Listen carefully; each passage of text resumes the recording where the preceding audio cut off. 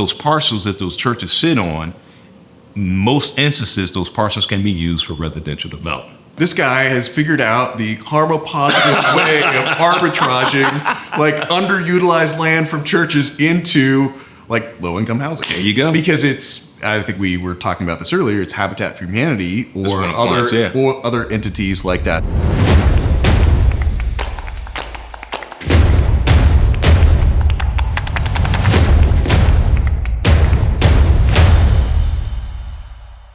Hello and welcome to Keeping It Real, the podcast where we talk to the most interesting people in real estate. And I think we got a really good one for you. So this is an unusual setting for us. I love doing these live in-persons, but we're actually at the Real Geeks User Conference. And so I'm here with a live Real Geeks user. And you gave a talk on stage today. And basically I stopped you as soon as you came off stage because I was like, we need to go record a podcast, like right now. Yeah.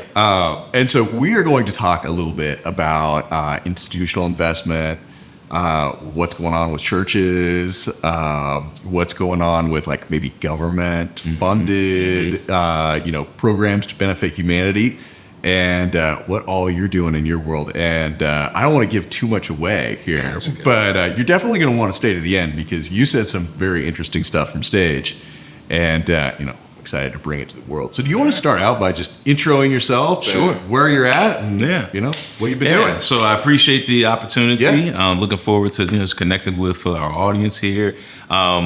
Just to reiterate, my name's Mo, but Michael Oden, just my initials, M-O, put it together. Got it. Real estate broker out of Marietta, Georgia, which is a suburb of Metro Atlanta. Nice. And I have been involved in real estate to some capacity since 2002. Okay. Here at the Real Geeks Conference 2023, Todd Tremonti asked me to come speak about the work that I'm doing, working with institutional investors. And you kind of talked about, well, what does an institutional investor kind of look like, et cetera. And like I said on stage, an institutional investor is nothing but a person or a small group of people that have a pool of money that they're directing towards a mission or profit or for real estate ventures. Right? It's just that simple to kind of weed out all of the other stuff. Right. All right. So you got the big BlackRock groups of the world, as well as you got the small local investors, and then the nonprofit folks like Habitat for Humanity, which I think we'll probably talk about a little later. Right, exactly. So let's dig in on the institutional investors, right? So because I think you gave a broader definition to institutional investor than I had really thought about before, because I do really think about like the BlackRocks and Wall Street hedge funds and that kind of stuff. Yeah. So is that who you're working with, or is it usually more like smaller sized asset pools? Great question. It's much more easy for you to get in the door working with some of these smaller folks, right? So that's where I kind of cut my niche in the Atlanta market. Small groups of investors. I actually work with a couple of home investors franchisees. As well as just, mom and pop guys that got some money, pool of money from friends, family, et cetera, that they're working to deploy. And then outside of that, I'm working with what I consider, the institutional nonprofit investors. Right. So they've received funds from HUD, various other for-profit entities, banks, Bank of America, SunTrust, et cetera. Yeah. They fund these guys, but then they got to work with people like myself and other real estate professionals to do something with the money. Right. And this is the hook, everyone, that you're going to want to hear more about. But you still had great advice on working with the institutional investors. And so, maybe talk a little bit about how you initially started getting hooked up with some of these smaller institutions and then some of the nuances of working with them. Gotcha. Great question. So a lot of these folks have money, right? And they have the need to deploy, but they don't have the manpower to really get out and start reaching out in the community and building relationships. Right. So I would recommend that folks start to knock on some doors, right? And easy doors to knock on. If you Google affordable housing developer, your city, that will list out who's doing affordable housing work in your community. Yeah. Right. I got pulled in because a good buddy of mine who's a GC, he had gotten a new client who was a nonprofit. And so when they brought him on board, obviously it was like, okay, you can get the hammers done, but we need somebody who can help bring in the opportunities, right? The dirt or houses. And so he picked up the phone and he called me. Right. And I had a lot of experience in my previous life working with home investors franchises, right? I was a buyer. I would go out, look at hundreds of properties throughout the year, make offers, negotiate, et cetera. So if anybody's listening, kind of wanting to identify how do I get in, most definitely knock on the door, Google affordable housing developers. as well as if you're looking for on the for-profit side, you got folks like Home Investors. This is a national franchise. Or you can get involved in some of your local real estate investment associations, and you will find investors there who you can start to plug in and play with. Okay, I want to come back to the GC thing, more about home investors and all that kind of stuff. But producer Sean always likes to ask, what were you doing before real estate? Because it seems like it was never anyone's like first gig. So. You want to know? That is an excellent question. Yeah. So I graduated from Michigan State, go green, go white, in 2002. And literally when I moved to Georgia, I was maybe about 2 or 3 days later, I got involved in real estate as just an investor myself. Yeah. I spent 2.5 years working a day job at a national corporation. I was a buyer, right? So I was, doing the corporate thing. But when I got off work, I was starting to work in investing in real estate, right? Yeah. I started buying houses, fixing and flip. I got to the point maybe I had about 10 rental properties, et cetera. And then that launched into me getting my license, et cetera, et cetera. So you always had that like kind of investor mindset. Yeah. I started honing that literally fresh out of college. Right. Okay.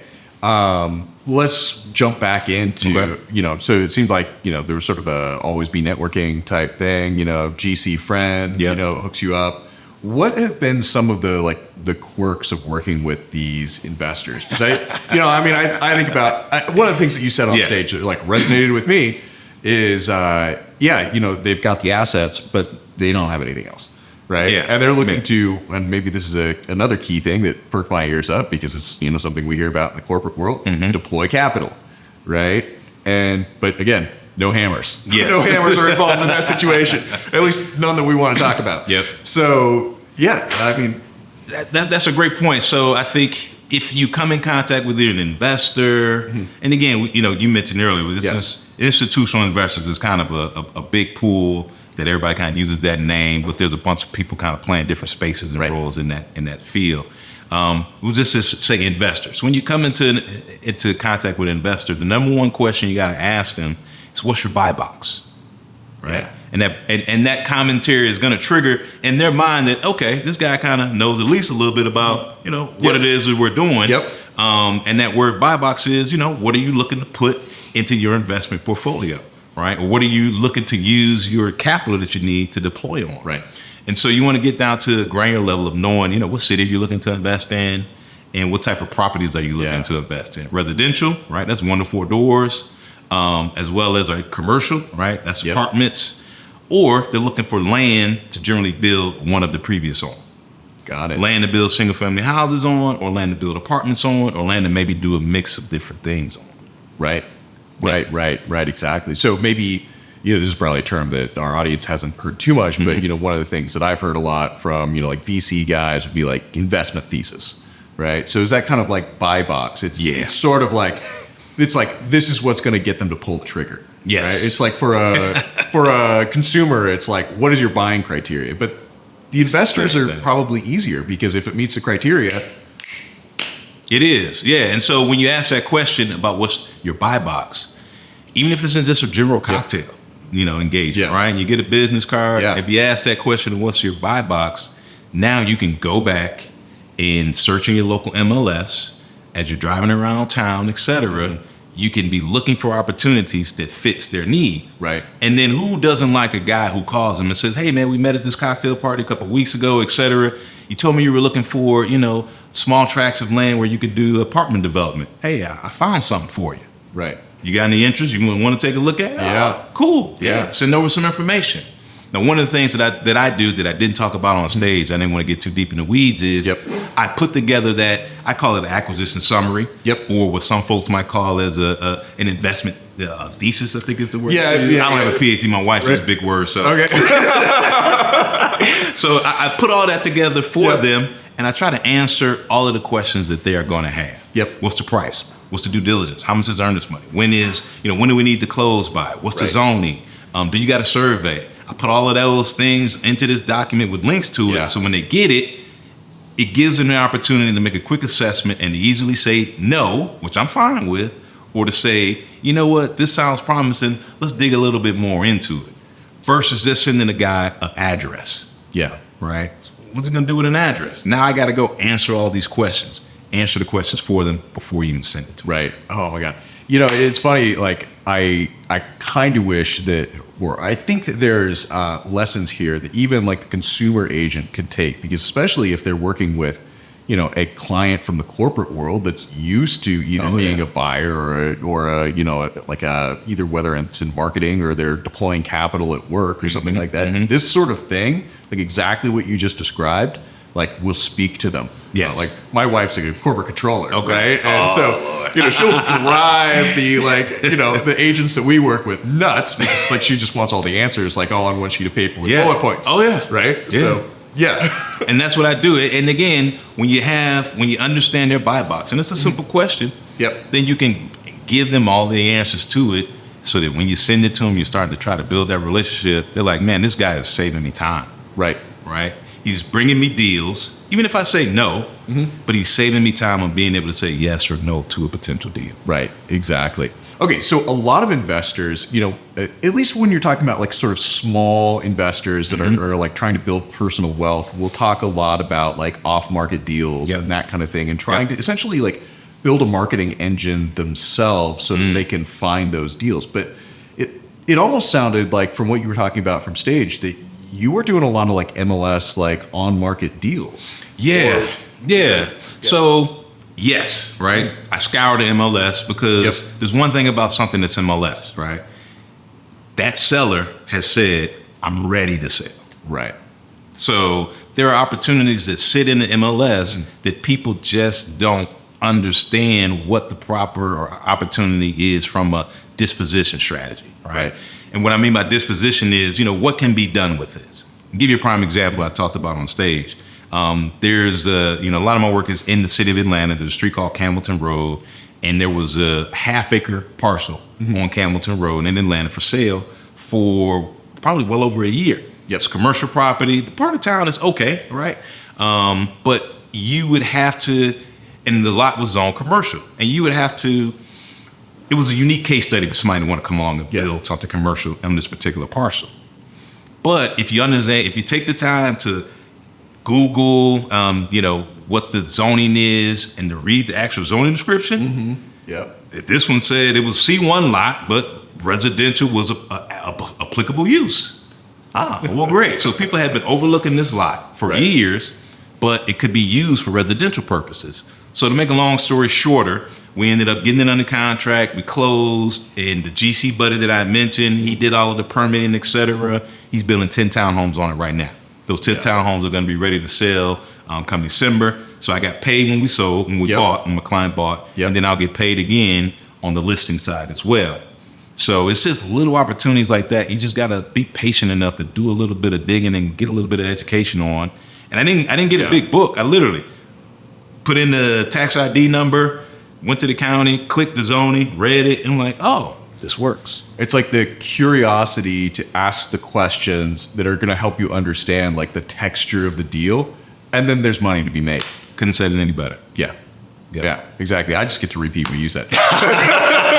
That's what being a host is. That's a good thing. That's a good thing. Yeah, exactly. Okay, so let's transition a little bit, because this is like, I'm listening to you talk about, institutional investors. I'm like, all right, I'm in. But then it's like all of a sudden you start talking about churches and what's happening with churches. Yeah. And I was like, I nearly stood up. Yeah. So, we're in the market, and I'm sure as real geeks, you guys feel our pain, right? Because when the market is tough and tight, people start looking at what can I cut? Right. What can I cut that I don't need in order to just stay alive? And I'm sure you probably guys have, over this past maybe year or so, you've probably seen your subscriptions maybe dwindle a little bit. Is that a fair assessment? Or I mean, let's take a sidebar real fast and talk about that. It's like you're flipping the script on me. It's been fascinating what's happening in the industry, right? And so we're still acquiring customers almost at the same rate that we were last year. So I can guess why, but go ahead.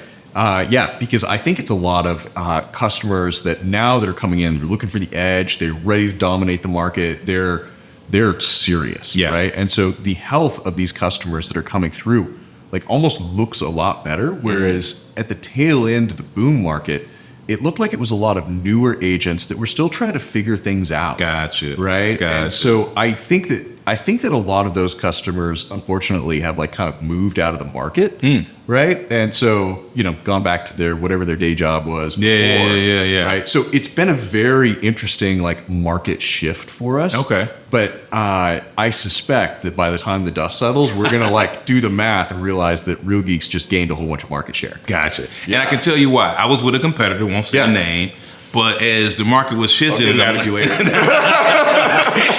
As the market is shifting, and I'm looking at my P&L, I'm like, okay, where can I cut? Right. And Real Geeks was a solution that provided at minimum par or more than what I was paying $800, $900, or $1,000. Yeah, okay. So now I'm like at a small list. And so I'm like, you know what? This makes sense. And then I got connected with, Reg's group, Todd Germani, et cetera. And I'm like, this is a no-brainer. So it made sense for me to come over.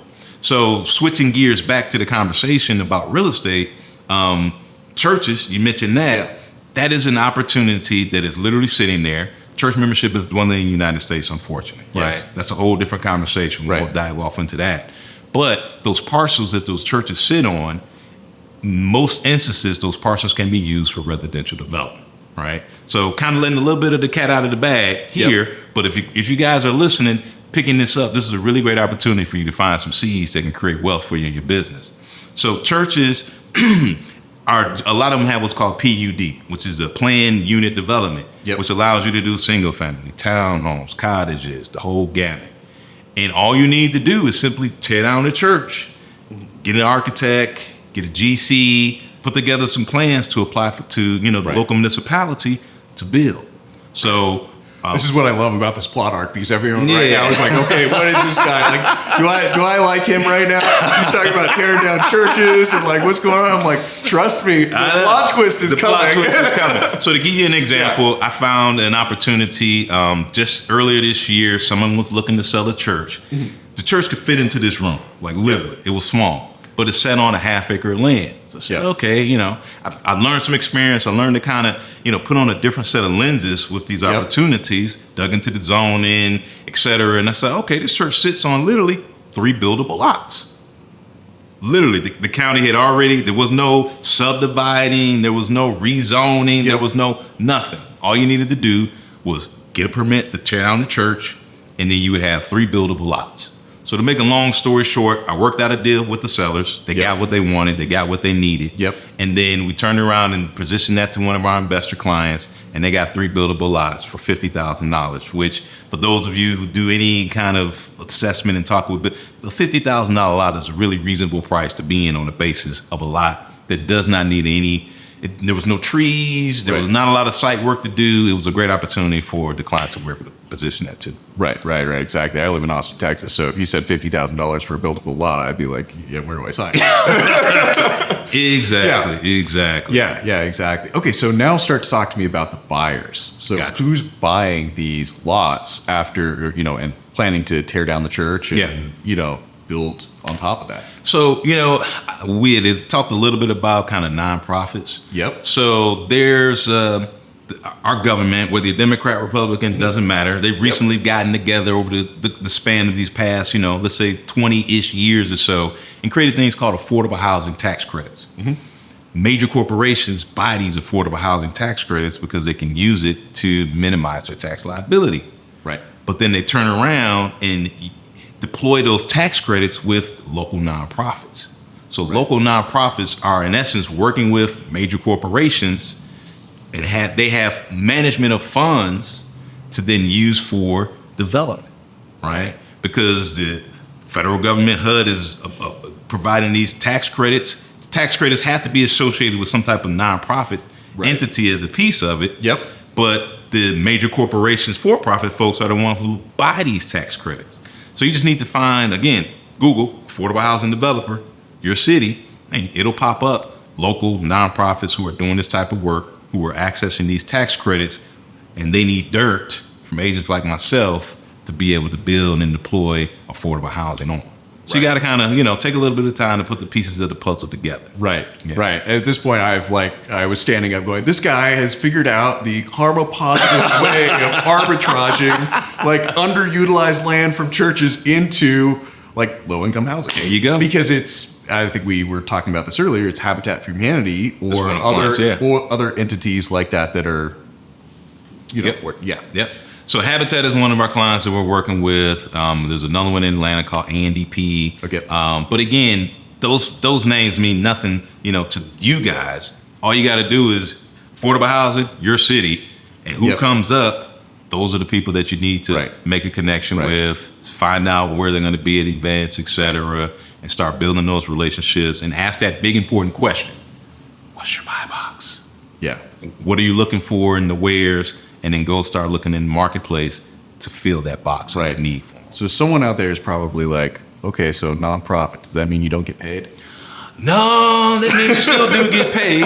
And I'll be honest with you, Chris. Yeah. Honestly, in my experience, there has not been really a whole lot of haggling and negotiation over commissions. It's more about, can you help us serve the mission? Right. And they have a, I can't think of the fancy word, but they have a desire and a need to help local small business owners like ourselves succeed. And so they see it as, okay, we're working with these corporate dollars and et cetera. We're putting affordable housing on the ground, but we're also supporting and growing small local businesses in the area. Exactly. So they're not really trying to beat you over the head and say, hey, take a 0.5% or take whatever that number is in your marketplace. They're like, okay, great. Do we have opportunities? Are you the type of professional that we want to work with? Is this an opportunity to deploy funds for our mission? Let's have a conversation. Because some of these organizations, I would imagine, still act and operate like large professional organizations. Yeah. And so when you show up and you say, this is my value, I can deliver this for you, they are thinking about how efficiently they can operate their organization. Yes. Right? Yes, because I always say this, and even when I'm making offers, right, I always tell people, my clients have more money than they have hands and time to do this, right? Yeah. So, it's an opportunity to where if you can take work off of their plate and put opportunities on their plate that they can say, yes, we can deploy capital for this. If you can help us put together the pieces of the puzzle to get everything else done, then you provide value add. Right. What are some other traps for someone that's like, going to go work with one of these nonprofits for the first time? That you could just say, hey, I got the battle scar that shows, like, don't step in that one. So I would say there's not necessarily battle scars for me because of just my nature. But for some folks who are thinking about this as an opportunity, what I would caution them against is be patient. Right. And don't be greedy. And what I mean by don't be greedy is people think, a nonprofit is an opportunity to take advantage. No, it's not. Right? It's just just an entity that is working it from a nonprofit perspective, but they're, like you said, they're still professionals. Right? These are still people who, may have the opportunity and the expertise to work at some of these larger for-profit entities, but they decided to deploy that expertise and skill set for the community. So don't think that this is an opportunity for you to get over. It's not. Right? You'll quickly be shown that, hey, your emails won't get answered, phone calls won't get returned. But just this is an opportunity to build a relationship and be patient and be there to serve, because it doesn't necessarily, you bring them deal 1, 2, 3, 4, 5, 6. They may say no, not because they don't like you. It just may not be the right deal for them at that time. And you just got to be patient and continue to work the process. Right. Yeah. And kind of picking up on what you said, like I've experienced that the nonprofit world can be very small. Yes. Right. So you definitely don't want to burn a bridge like anywhere, and they probably are overlapping with other professional organizations, for-profit organizations. Absolutely. Yeah. And that's how I got connected with Habitat, because I was serving well here, and they made an introduction to me with Habitat, and so the goal is to be able to hopefully serve other Habitat affiliates in Georgia as we go along. Yeah. You're a Real Geeks user. But you also you told me Zoho. Yes. Talk to me a little bit about like what you're using behind the scenes to make all the magic happen. My wife always says Zoho needs to pay you to be an endorser, and I'm not taking the space. Well, they don't have a lot of fans, like, let's be honest. and I'll say that it just depends on, I would say that particular platform is more than what most people need. That's true, because it is a Ferrari when you can't drive a Ferrari 200 miles down the hour on a regular highway. But Zoho is a platform that I use in conjunction with Real Geeks. Real Geeks is kind of the front end for me, right? It's the website that draws traffic, et cetera. I personally use Zoho as my my business operating system, and here's why. because they had tools that all sit together under one house that I don't have to literally change logins to get to. So, you know, for my, we talked about earlier when I'm sending over an acquisition summary, right? I use Canva to put together the summary. Okay. It's the one-page cutesy document. Kind of build the PDF. Exactly. Yep. But when they click on a link, it's, you know, my work drive. Right, it's called Zoho Work Drive. Yep. Many people may use Dropbox Or Google Drive. Right? All great. But when it comes to maybe email or getting surveys or creating forms for people to fill out and use, you start having to use other logins and other platforms. With Zoho One, all of that literally sits under one platform for me, right? And it's all on one dashboard. I even got my Real Geeks. You know, I click Real Geeks and it'll pop up and bring me my Real Geeks website up. So I like that because it enables me to literally have one login and I have all my tools there on one dashboard. Right. And so then are you using Zapier or don't have to? Don't have to. Because Zapier is when you're trying to plug together a multitude of applications by other developers. Zoho One, they literally have about 50 plus products all under one roof that are all connected together. So when a lead comes in on your Real Geeks website, what happens? Great question. I am unfortunately downloading that. And when I say I have not made the connection between my Zoho CRM to my Real Geek site. I know that I can. I just haven't invested the time to do that. But I nurture the lead, and then once we've begun that conversation, then I'll add them over into Zoho and kind of manage it from there. So you kind of think about it like maybe at the point when they become like an opportunity to use like maybe Salesforce language, like then you'd move them into Zoho. Correct. Got it. Yeah. The Real Geeks is really, really great because you can see what they're doing on your site, right? And so you can take it from there and say, hey, I need to call this guy. This is a hot lead, et cetera. And you can nurture those leads because in Real Geeks, they're all in that real estate space. Yeah. Once we've gotten into a conversation and a relationship, et cetera, and I'm going to start using some of my other little tools in that relationship, then I just, swing it over into Zoho, create that contact, and then I manage it from there. Yeah. Very cool. Yeah. What percentage of your business is coming from like this, basically everything we've talked about versus kind of maybe more traditional real estate agent channels? So it started out as where this nonprofit stuff about 6 years ago was probably like 10%. And then it's gotten to be about 50%. Okay. Now it's probably starting to stretch into that 60, 70%. And with that said, it's not because of like a Real Geeks or leads or anything of that nature.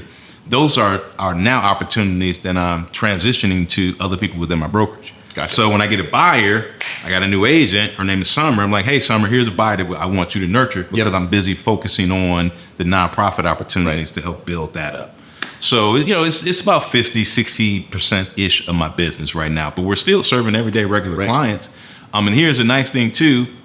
I find a deal for the nonprofit. It might be a single family house, right? And they're going to be fixing it up to turn it into something completely different.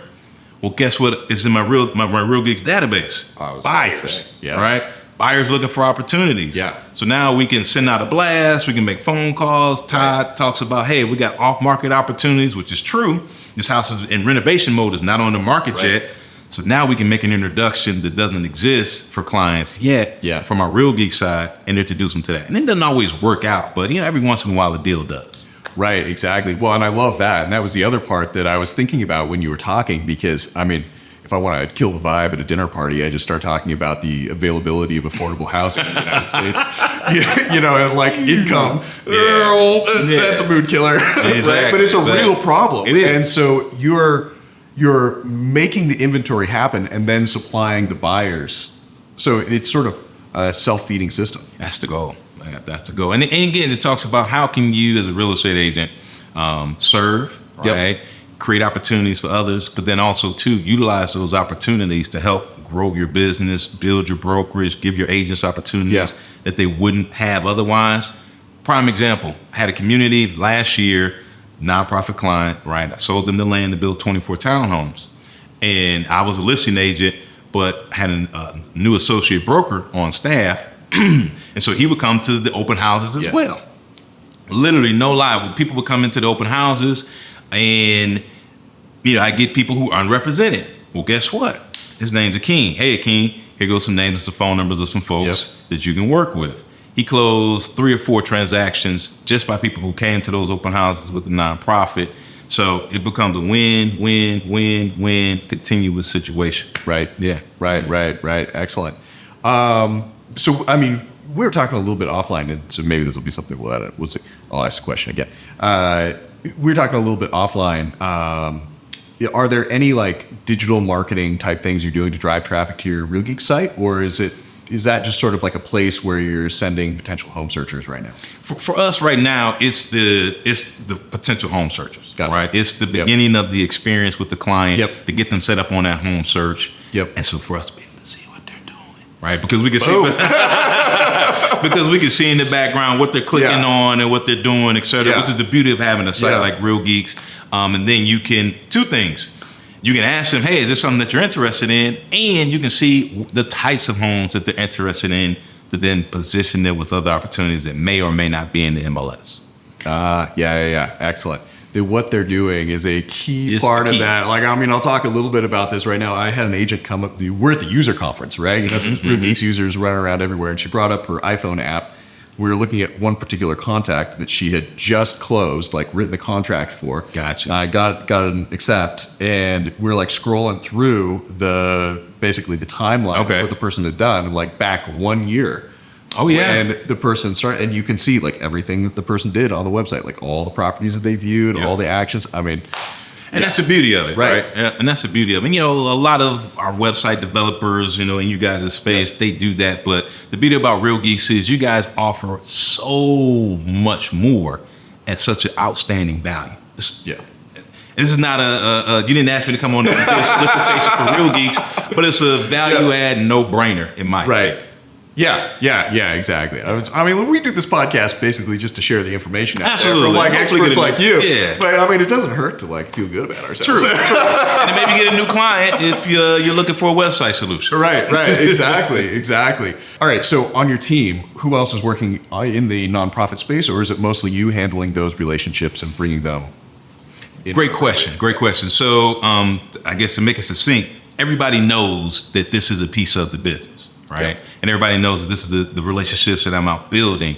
So at this moment, I'm basically kind of the front person for those relationships. But, and here's the big but, and here's a money-making but, they know that I share what the buy box is. And so when they're out dealing with their investor clients, when they're out dealing with repeat sellers and buyers, et cetera, they can come to me and say, hey, Mo, I got this opportunity. Does this work for the nonprofit? I'll give you an example. Earlier this year, one of my associate brokers named King, he called me and says, hey, one of my repeat investors has a property that they're looking to sell. So, all right, well, cool. Send the information over. He sent it over, and to make a long story short, my nonprofit client bought it, and this was just a under $200,000 property, right? Akeem was able to make a deal to where he basically got a wholesale fee of $10K on it. Everybody still won. Investor client got the property sold. He made $10K on what normally would have been a $2,500, $3,000 commission. The nonprofit got a deal that works for them. It got renovated. It got resold to an affordable housing, buyer. I made a commission. So it was a win across the table for everybody. Yeah, and actually, maybe let's pick up on this real fast, because you mentioned from stage negotiating with the nonprofits a minimum commission. Yeah. So you want to talk a little bit about that? That's a great question. So, and work that I do primarily just for on the lots, right? So, we talk about a situation where you might transact a $50,000 lot, right? Whatever your local typical commission is, that may not equal out to be a whole lot of money, right? Maybe enough to pay for a car note, maybe not. And so, again, it goes back to the earlier part of our conversation where we talked about serving. We talked about adding value. I was able to approach my client and say, hey, I want to work and serve you in this area, and I want to be able to, search for more deals on and off market for you, et cetera.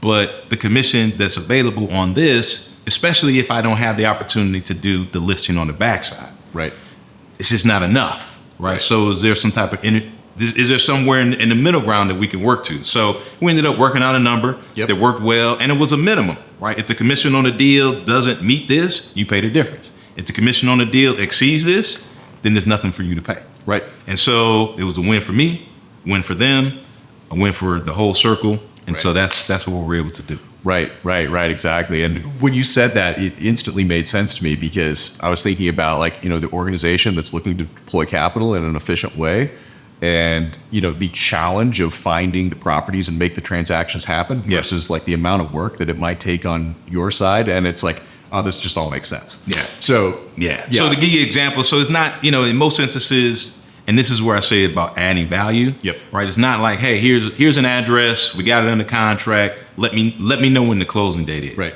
It's, hey, we got this under contract, and then I'm managing kind of a project management aspect on helping them with the due diligence. So today, I sent the confirmation to a guy who was doing a soil test. I sent the confirmation to a guy who's doing a phase 1 study. These are all tasks and negotiations and engagements that my nonprofit client doesn't have to invest the time to do. Right. So it's like, hey, we don't have the staff nor the bandwidth to do all of that. But if you can make all of that happen at a reasonable rate, then it just works as a win-win-win for everybody. And so those are the type of value adds that you have to be able to bring to the table. Right. What haven't I asked you that's like top of mind right now? Like, I mean, it seems like you just have some really unique perspective of like what's happening out there in the world, given that like, you're thinking about the churches, you're thinking about low income housing, you're thinking about like nonprofits, like, maybe for people that are like tied up in the luxury world, like, is there anything that, you just are like, hey, this is happening right now? Yeah. So that's a great question. And you mentioned the luxury world, right? Yeah. So luxury is getting smaller. Yeah. Right. And what I mean by smaller is, from the cost to build, as well as from the right price points to be able to sell something to somebody for. Yep. Because, and also too, to make it reasonable and affordable because of where interest rates are now within our marketplace. You can kind of take this mindset, and if you want to, you can whitewash the whole, affordable housing, nonprofit piece away from it, right? That's your prerogative. There's no sin in that, right? But you can take this concept and model and start looking for opportunities to where nice luxury small homes can be built and deployed on, right? So I was just recently, as yesterday, was looking at a opportunity for my GC client, buddy, partner, et cetera, to where he's going to be potentially building a completely walkable community for a developer who focuses on 100% walkable communities. No parking, right? But they're looking for small parcels in town that is connected to public transportation, right? But the product is really, really slick, really nice, really sharp, high-end stuff, right? Not just, for micro countertops and carpet. No, really, really nice high-end stuff. So I just share that as, if you can take the land piece of this conversation and then look to connect that with some, whether it's a luxury developer or, just a builder, investor, et cetera, and add some of these concepts to that, now you're not just a guy saying, hey, man, can I list what you're going to build? No, it's, hey, man, how about I help you find the opportunity to build what you want and help you get through the phases, et cetera. I've negotiated easements. I've negotiated, sewer easements, driveway easements. I'm helping these guys do all of the crap that they don't want to do, got the time to do, don't want to hire somebody to do, or, like, hey, if I can get somebody else to do it, that's great. I'm helping them do all of that. So then when it comes time to list on the backside, it's a no-brainer. Right. Delivering that value. Delivering the value. Yeah. Excellent. Yep. This has been awesome. Okay, so Todd alluded that you had some other like projects and podcasts out there. Yeah. So I guess it's completely off real estate topic, but it's Love 2.0. If anybody's got any interest, love20.org. So I'm real big on marriage. Right, I've been married for 20 years this year. Congratulations. And I'm real big on just the whole conversation of love, intimacy, etc. So Love 2.0 is just really a intimate conversation about God, love, and sexuality. Right. So I've interviewed some counselors, etc. We got some things. It's all brand new. So if you go and see, it's in its infancy stages, but we got more coming to the plate. Just talking to people about how you can strengthen and help and grow your marriage and really get some understanding on these aspects of it. right? Versus divorce ends up happening for one or two reasons. One is money. What's the other? Infidelity. There you go. Right. So I've been there, dealt with all of that. Yep. So I learned a lot of tools and things like that I felt the need to share with others so they don't have to potentially go down that line. Yeah. Yeah. That's excellent.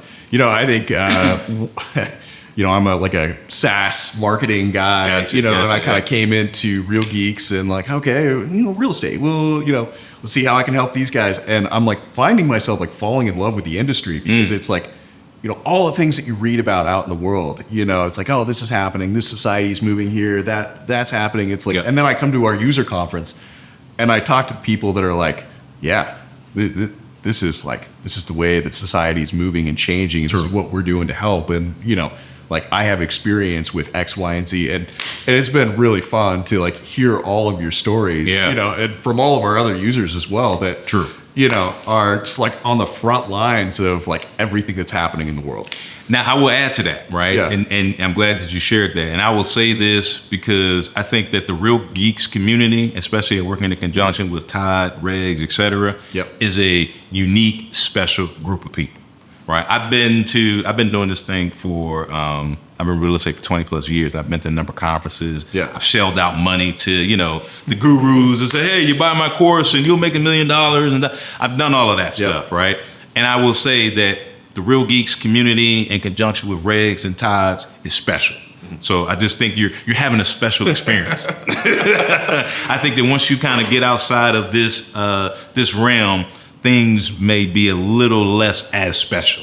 So Real Geeks, Regs, it's a special group. Yeah, I know. Even inside Real Geeks, we try and think a lot about like how to be like really open with information, right? And so, and I think it's built into our, I'm going into advertisement mode here, but it's sort of built into our corporate culture, whether it's like the way that we do multivariate testing to make sure that our sites convert the best or that the, workflows work the best, stuff like that. Or whether it's just like, hey, we're looking at all this aggregate information and we're sitting downstairs in sessions where we're talking about conversion and we're like, hey, everyone, like you keep, saying the Facebook ads are garbage and you don't like them. Well, when we look at the agents that are running Facebook ads, like their conversion rate is the same as their Google ads, right? So it's like, what are they doing that you're not? It's sort of bringing that information back and being able to feed the community. So I love all that. And that's, if you just think about this podcast, what we're doing today, right?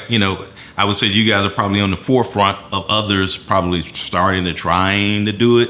But what people don't miss, or what people don't see is, again, it's the energy within the community. That's that gel, right? It's that energy that you don't see, but it exists. And I think that's what makes Real Geek special, makes this community special, et cetera. Excellent. Well, love hearing that. Thank you. Where can people find you? You said it already, but like, give them some dreamhometoday.net, right? Dreamhometoday.net. Or you can shoot me an email. I'm happy to serve. It's mo@dreamhometoday. And my phone number is on the website, et cetera. So I'm here to serve. If there's any questions that you may have, et cetera, or just wanted some tips, et cetera, I'm here to serve. I'll be happy to help you out in any way I can. Excellent. Yeah. Thank you so much. I appreciate it, man. Thanks for the opportunity. Yeah, for sure. For sure. All right, everyone. If you enjoyed that, hit that like, subscribe button, do all the things. Like, come on, you got to share this one. This was awesome. We'll catch you next time. Thanks. All right, have a good one, guys.